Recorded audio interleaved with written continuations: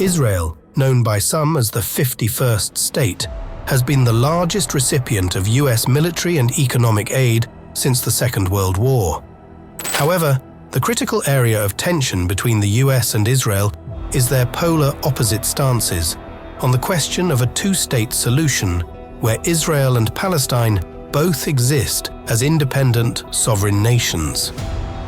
In December 2012, Israeli Prime Minister Benjamin Netanyahu explained to Israeli journalist Dan Margalit that keeping Hamas strong was essential to counterbalancing the Palestinian Authority in the West Bank. His position was that one effective way to prevent a two-state solution is to divide between the Gaza Strip and the West Bank. While the Palestinian Authority's support for a two-state solution and peaceful coexistence between Israel and Palestine is defined in its declaration of independence, Hamas's conviction that Israel does not have a right to exist is enshrined in its founding documents. This fundamental disagreement between Palestine and Hamas on a two-state solution has remained constant over the past 3 decades, as confirmed by the Palestinian Prime Minister in February 2024. We had meetings with Hamas in Egypt. Unfortunately, these meetings and dialogue did not materialize into an agreement. Imagine you are Prime Minister Netanyahu, and your biggest global partner, the United States, fundamentally opposes your position on the most critical issue for your nation. If you were the only world leader opposed to a two-state solution, while even the Palestinians themselves were open to peace, it wouldn't make you look like a beacon of global peace and justice now, would it? But just what if there was a group of Palestinians with a perspective so extreme that there would be no way any reasonable world leader could ever expect you to break bread and share your land with them? What if that enemy was the last thing justifying your belief that you must control all land west of the Jordan River? Would you sit back helplessly and let them go out of power? Or would you want them to be financially supported so they can exist with just enough strength to bolster your case to the world that they are a dangerous enemy who you should never negotiate with? What if there was another nation willing to plunge their hands into the filth so that you can keep yours clean? Well, guess what? You are in luck.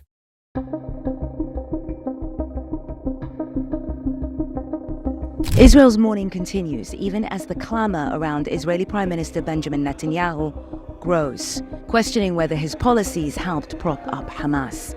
Decades of diplomatic, economic, and military cooperation have made Qatar one of the United States' most vital partners in the Middle East.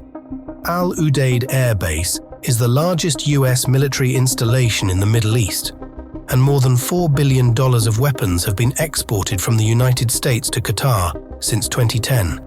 Yet, Qatar's foreign policy ambitions extend beyond its alliance with the United States. Under an arrangement that began in 2012, Ambassador Mohammed Al-Imadi met Israeli security officials at the border between Israel and Jordan, and from there, the Israelis drove him into Gaza with $15 million in cash to distribute. This operation continued monthly, with Qatar sending a total of $1.49 billion to Gaza between 2012 and 2021.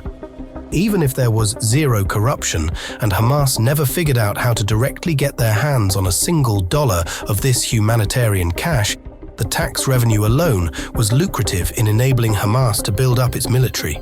Allow Hamas to have all these suitcases full of cash that goes directly to rearming themselves against Israelis.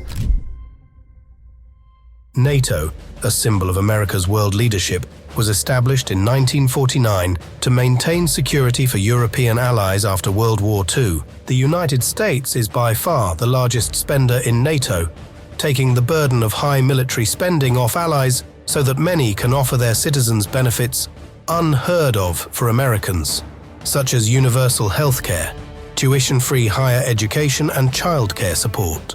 Turkey, which joined NATO in 1952, is one of the stingiest contributors to NATO and one of the most generous contributors to Hamas. Istanbul, Turkey, is known as Hamas's headquarters, since it serves to launder money to fund Hamas operations in Gaza, launch Hamas cyber attacks, host militants, and plan operations targeting Israel. In July 2023, Israel intercepted 16 tons of hidden ammonium chloride, suspected as fuel for Hamas rockets, which arrived on a Turkish container ship. Turkish President Erdogan proclaimed during an October 2023 parliament speech that Hamas is not a terrorist organization, it is a liberation group, waging a battle to protect its lands and people. Erdogan has been among the staunchest public supporters of Hamas, calling Israel Prime Minister Benjamin Netanyahu a butcher and war criminal.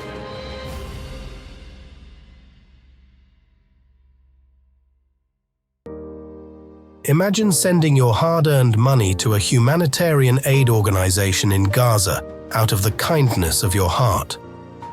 You expect your contributions to enable more Gazans to access fresh water. Some of the money will go to providing shelter to those who are displaced. Fuel and medical supplies will be replenished. How would you respond if you were to find out that some of those water pipes you funded were dug up by Hamas and turned into rockets fired into Israel? What if Hamas used the building materials to reinforce their tunnel systems used for communication, training, and smuggling operations? What fraction of your donation would you be okay with Hamas redirecting for the benefit of themselves rather than their populace? ما في المساعدات كلها نازلة تحت، كله للبيوت إلهم، خليهم ياخدون ولا يطخون ولا يعملوا اللي بدهم إياه حماس. An October 2023 letter from the House of Representatives confirmed the exceptional risk of humanitarian aid being diverted to Hamas. One of the most deceiving tricks Hamas has used to get their hands on US funding is misleading non-radicalized followers of the Muslim faith into sending a donation known as zakat, the third pillar of Islam. It is expected that all followers of Islam who have at least a moderate amount of wealth send around 2.5% of their liquid assets to charity each year. Hamas expected this from Palestinians living in countries such as the United States, the United Kingdom, and Canada. Encrypted communication tools such as Telegram have allowed Hamas to create a vast crowdfunding network that leverages technology such as cryptocurrencies to securely transfer funds globally. Between 2021 and 2023, digital currency wallets associated with Hamas received more than $41 million. Looking to the future, the Hamas attack on Israel means that Netanyahu no longer needs Hamas to exist to justify why Israel should maintain control of Gaza indefinitely. This new arrangement with Israeli military personnel permanently positioned on Palestinian land will be a sufficient hindrance to a two-state solution. The only question remaining is, who will the next enemy be?